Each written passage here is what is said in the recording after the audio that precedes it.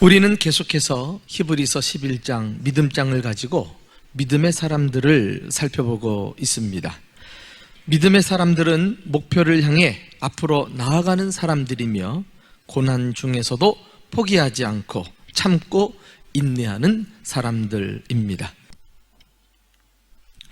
오늘 6월절의 배경이 되는 출애굽기 12장으로 직접 가셔가지고 복음에 대한 몇 가지 교훈을 함께 정리해 보고자 합니다.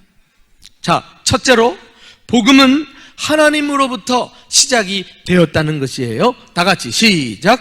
복음은 하나님으로부터 시작되었습니다. 이스라엘을 애굽으로부터 구원해낸 것은 모세가 한 것이 아니에요. 전적으로 하나님이 행하신 일입니다. 그리고 하나님은 모세에게 먼저 이스라엘을 구원하실 계획을 말씀하셔요. 오늘 본문은 이 대목에서부터 시작이 됩니다. 우리 1절과 3절을 다 같이 읽어볼까요? 자, 시작. 여호와께서 애굽 땅에서 모세와 아론에게 일러 말씀하시되 너희는 이스라엘 온 회중에게 말하여 이르라. 이달 열흘에 너희 각자가 어린 양을 잡을지니 그 각 가족대로 그 식구를 위하여 어린 양을 취하라.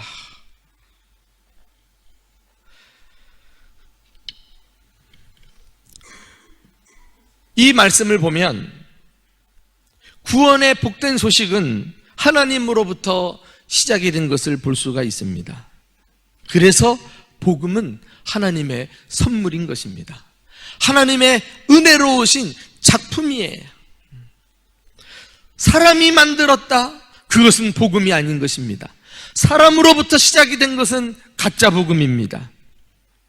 진정한 참된 복음이야말로 하나님으로부터 시작이 된 것입니다. 왜요?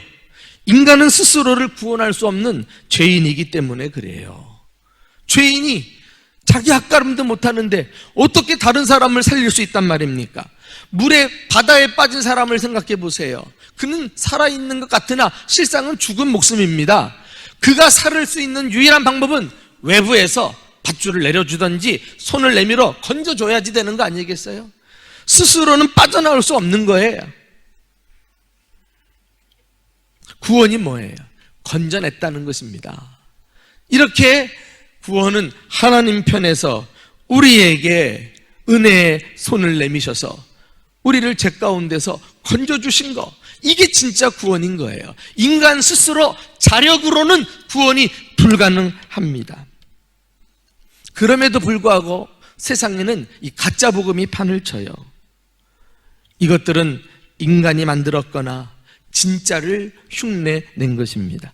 인간이 만든 것을 종교라 그래요. 종교. 진짜를 흉내낸 것을 이단이라고 우리는 말합니다.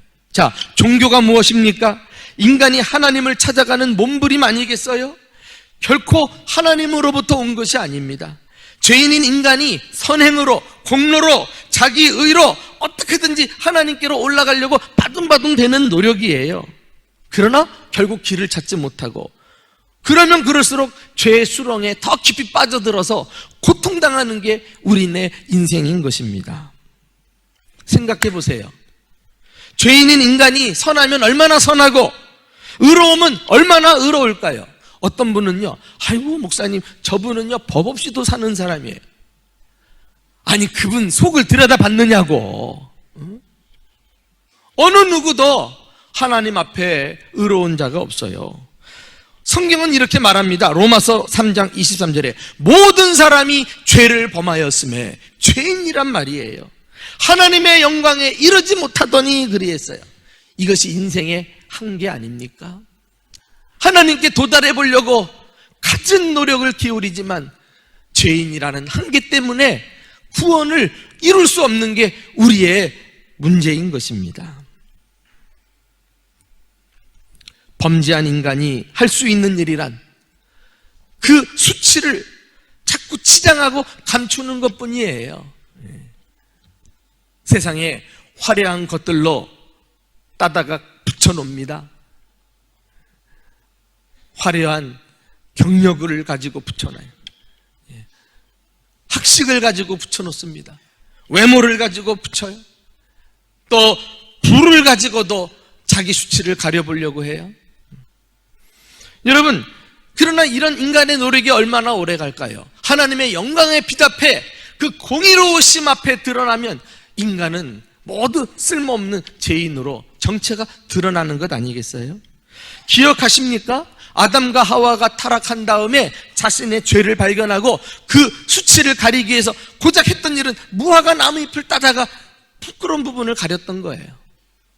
그러나 태양이 비치면 또 이파리는 말라 비틀어져 버리고, 그러면 또 따다가 가려야 되고, 그러니까 하나님이 보다 안타까우니까 어린 양을 잡아서 그 가죽옷을 지어 입히시더라. 이게 창세기 처음부터 등장하는 놀라운 복음 사건입니다. 이때 아담과 하와를 수치를 덮기 위해서 대신 죽은 어린 양, 그가 남긴 가죽옷, 이게 다 예수님의 희생을 예표하는 사건들이 아니겠어요? 여기서도 애시당초 처음부터 구원은 하나님으로부터 시작이 된다는 사실을 아예 못을 받고 성경은 출발하고 있습니다. 여러분, 이단은 또 무엇이에요? 언뜻 보면 복음인 것 같은데 자세히 들여다보면 다른 게 이단 아닙니까? 끝단자 다를 이자. 이단들은 복음을 흉내내서 자기들이 필요한 것만 따다가 붙여놓고 나머지는 자기 멋대로 바꾸어 버려요. 그래 가만히 지켜보면 다른 게 나와요. 안타까운 것은 이단이 모두 교회에서 출발한 거예요. 교회에서 사탄의 미혹을 받아가지고 말씀을 자기 마음대로 바꾸어가지고 이단이 되어버린 것 아니겠어요? 그러면서 이 사람들은요, 다시 교회 안으로 교묘히 스며들어와가지고 사람들을 미혹합니다. 그래서 이단에 빠지는 것은 온전한 정신 가지고 안 돼. 이 미혹의 영이 있단 말이에요. 사탄 마귀가 배후에서 역사하기 때문에 정신줄을 놓고 멍하니 있다가 따라가게 돼요. 왜 저런 말을 듣고 따라갈까? 저 사람이 뭐가 좋다고 저렇게 목을 내놓을까? 이게 사람의 뜻으로 된 게 아니라 마귀가 이단의 교리를 풀어가지고는 끌어당기는 거예요. 여러분, 우리는 이단의 미혹에 걸려들지 않도록 진짜 복음이 담겨있는 하나님의 말씀, 성경을 바로 알 필요가 있어요. 모세를 보십시오. 하나님께서 말씀하셨어요. 그 말씀을 믿고 그대로 어린 양을 죽이고 그 피를 바르는 일을 행하잖아요. 사랑하는 교회 여러분, 우리 대전 중부교회는 주님이 오시는 그날까지 주님이 말씀을 통해서 우리에게 남겨주신 하나님으로부터 온 순수 복음, 절대적으로 사수하고 보존하고 지키고 후대에 전하는 믿음의 공동체가 될 수 있기를 예수님의 이름으로 축원합니다. 두 번째, 예수님 피 외에는 다른 복음은 없다는 사실을 알 필요가 있어요. 자, 두 번째 특징입니다. 복음의 특징, 시작. 예수님 피 외에 다른 복음은 없습니다. 하나님은 모세에게 구원의 계획을 말씀하시면서 구체적으로는 그 방법까지도 가르쳐 주시죠. 그것이 오늘 본문 5절과 7절까지 나와 있어요. 다 같이 읽어보겠습니다. 시작. 너희 어린 양은 흠없고 1년 된 수컷으로 하되 양이나 염소 중에서 취하고 이달 열 나흘 날까지 간직하였다가 해질 때에 이스라엘 회중이 그 양을 잡고 그 피를 양을 먹을 집 좌우 문설주와 임방에 바르라라. 이 본문에서 가장 많이 나오는 단어가 뭐예요? 어린 양 또는 그 양, 그 피라는 단어 아니겠어요? 다시 말해 이스라엘에게 장자 죽음의 재앙이 임했을 때 그것을 모면할 수 있는 유일한 길은 어린 양의 피라는 것입니다. 하나님은 다른 제물이나 다른 방법을 말씀하지 않았어요. 오직 어린 양의 피. 앞서 말씀드렸듯이 어린 양의 피는 유월절 어린 양이신 예수 그리스도의 희생을 나타낸다고 했습니다. 예수 그리스도는 흠없고 순전한 화목 제물이 되셔서 우리의 죄를 짊어지고 십자가 제단에 당신의 몸을 던져 희생당하셨어요. 그리하여 구약의 유월절 어린 양은 제사를 드릴 때마다 계속 잡아서 죽입니다. 유월절을 기념하라 해가지고 해마다 그 유월절 절기가 오면은 그 사건을 기억하면서 어린 양을 잡고 그러면 주님은 그 제사를 보고서 이스라엘 백성들을 사해 주셨거든요. 그러나 우리 구주 예수님은 단번에 자신의 몸을 십자가 제단에 드림으로써 영원히 우리 앞에 살 길을 열어놓으신 줄로 믿습니다. 그래요. 이 복음의 주인공은 바로 예수님인 것입니다. 어린 양이나 다른 대상은 주인공이 될 수 없어요. 만일 예수님의 자리를 꿰차려고 그래서 자기가 영광을 받으려는 사람이 있으면 그는 적그리스도입니다. 안타까운 것은 초대교회 때부터요, 이 교회 안에 다른 복음을 전하는 자들이 있어가지고 공동체를 혼란스럽게 만드는 일을 경고를 했어요. 바울이 한번 갈라디아서 1장 7절 말씀을 다 같이 읽어보실까요? 자, 시작.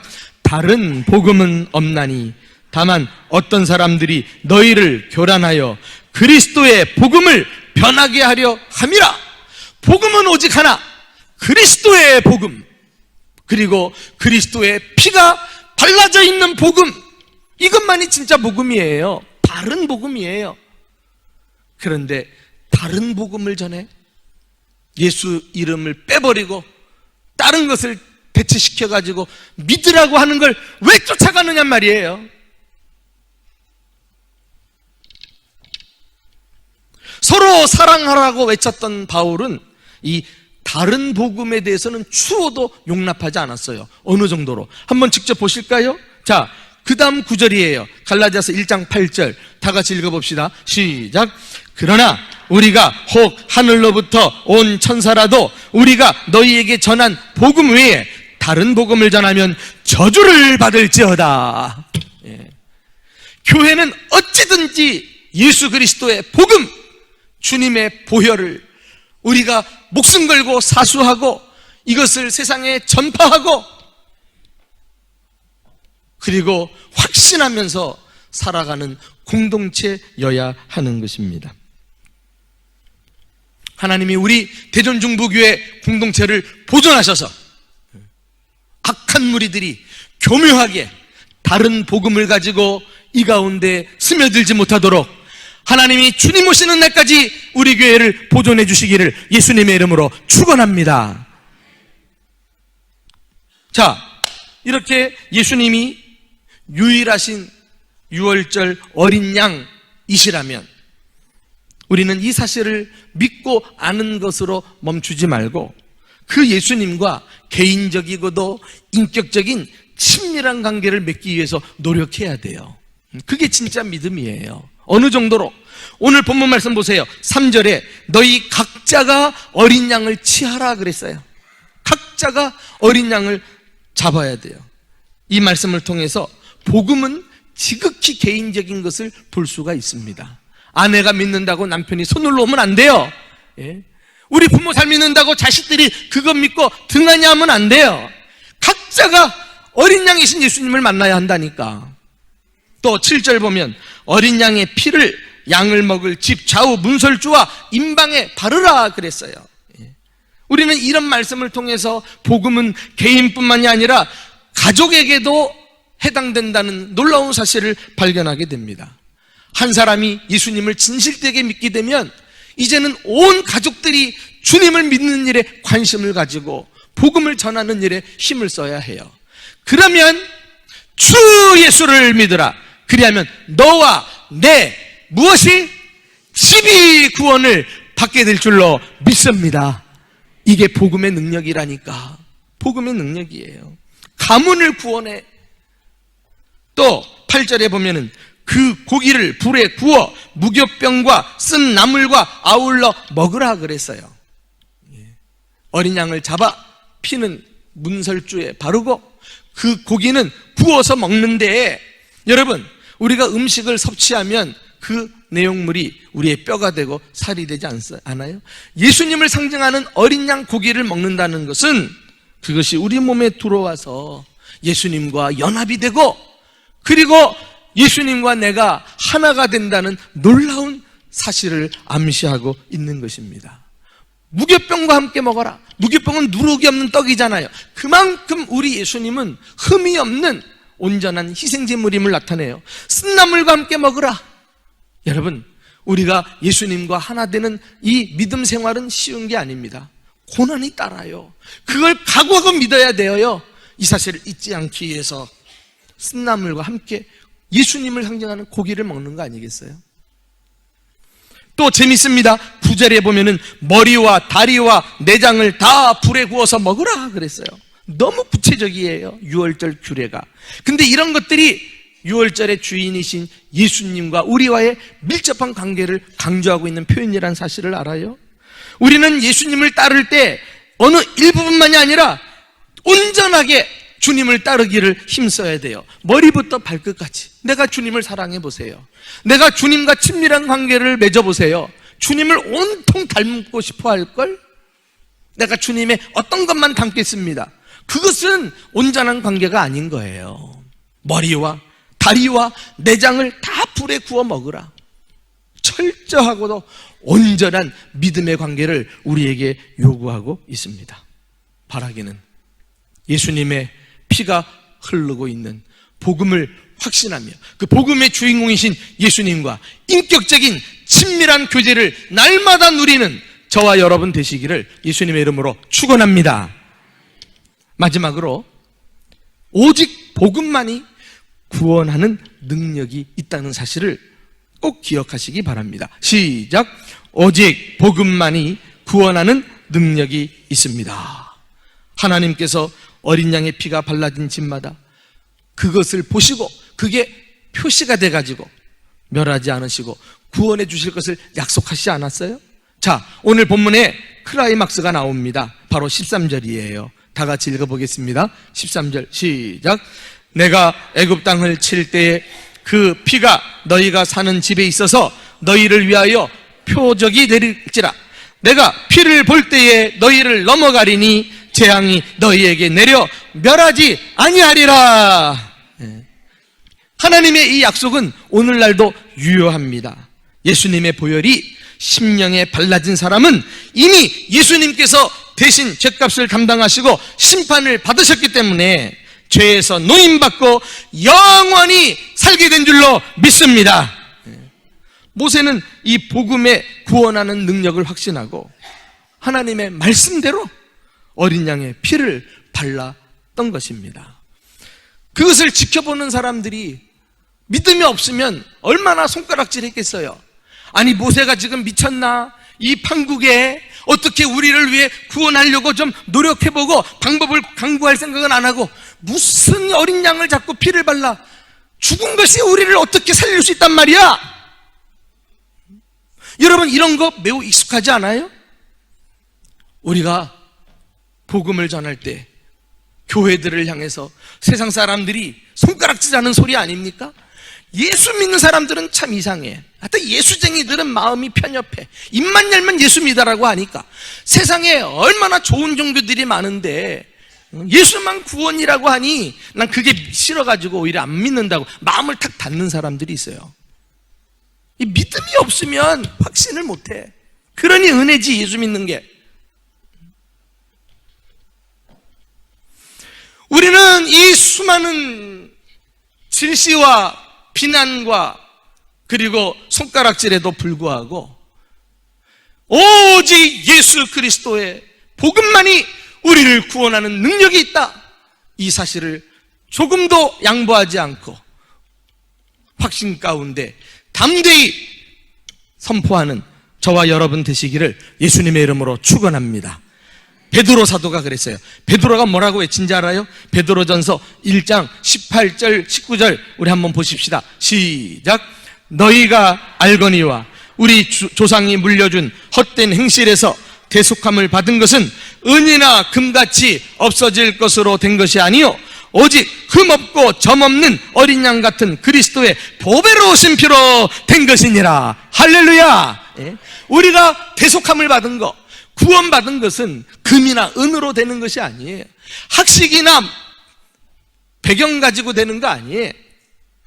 흠없고 점없는, 다시 말해 자본제도 원제도 없으신 예수 그리스도의 보배로우신 피, 그것만이 우리를 구원하는 능력이 있는 줄로 믿습니다. 이렇게 예수 그리스도의 복음은 우리를 구원하는 것뿐만이 아니라 성경 여러 곳에서 우리를 위해 다양한 능력을 나타내고 있다는 사실을 증거하고 있어요. 이제 마지막으로 이와 관련해서 세 구절을 함께 살펴보고 읽을 텐데, 여러분들이 입술로 시인하는 마음으로 이 구절을 따라 읽어보세요. 복음이 하는 일을 봅시다. 예수 그리스도의 보혈이 하는 일, 첫 번째 로마서 5장 9절이에요. 자, 시작. 그러면 이제 우리가 그의 피로 말미암아 의롭다 하심을 받았으니 더욱 그로 말미암아 진노하심에서 구원을 받을 것이니라. 할렐루야. 예수의 피로 우리는 의롭다함을 받아요. 모든 정죄로부터 하나님의 보혈이, 그리스도의 피가 우리를 지켜낸다니까. 마귀가 우리를 고소하기에 하나님 앞에 고자리를 해도 주님의 보혈이 우리를 딱 지켜내는 거예요. 그래서 주님의 진노하심과 모든 심판과 저주로부터 완전히 해방되어 우리는 참 자유인이 되었다는 사실을 믿으시기를 주님의 이름으로 축원합니다. 더 이상 저주당할까봐, 벌받고 심판당할까봐 두려워 떨지 마세요. 그 복음의 위력을 모르는 거예요. 예수 그리스도의 피의 능력을 힘입어 우리는 더 담대하게 사탄 마귀의 회방과 정죄에 맞서서 살아가야 되겠습니다. 또 히브리서 10장 19절 말씀도 함께 읽어보십시다. 시작. 그러므로 형제들아, 우리가 예수의 피를 힘입어 성소에 들어갈 담력을 얻었느니, 보혈은 거룩하신 하나님 앞으로 우리를 이끌어서 그 하나님만을 예배하고 하나님을 섬기며 살게 하는 능력이 있는 줄로 믿습니다. 얼마나 감사합니까? 예수님의 보혈이 아니었으면 우리는 여전히 죄 가운데 우상을 섬기고 불행하게 살 수밖에 없는 인생인 것을 주님께서 주의 보혈로 우리 죄를 씻으시고 의롭게 하사 이제 하나님께로 돌이켜가지고 우상을 버리고 하나님을 섬기게 했다니요. 이 저주받은 가문이 축복받은 가문이 되었습니다.